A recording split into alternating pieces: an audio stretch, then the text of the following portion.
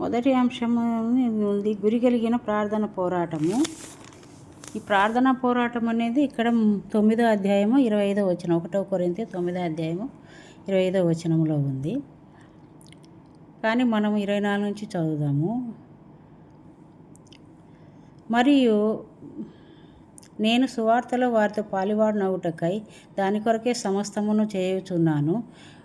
పందెపు రంగమందు పరిగెత్తు వారందరూ పరిగెత్తుదురు కానీ ఒక్కడే బహుమానం పొందనని మీకు తెలియదా?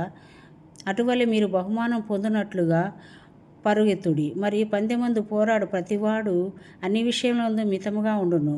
వారు క్షేమ కిరీటమును పొందుటకును, మనమైతే అక్షయమ కిరీటమును పొందుటకును మితముగాను ఉన్నాము. కాబట్టి నేను గురి చూడని వాని వల్లే పరిగెత్తువాడను కాను. గాలి కొట్టినట్టు నేను పోట్లాడలేదు. కానీ ఒకవేళ ఇతరులకు ప్రకటించిన తర్వాత నేనే భ్రష్టుడనై పోదునేమో అని నా శరీరమును నలుగుగొట్టి దానిని లోపరుచుకొనుచున్నాను.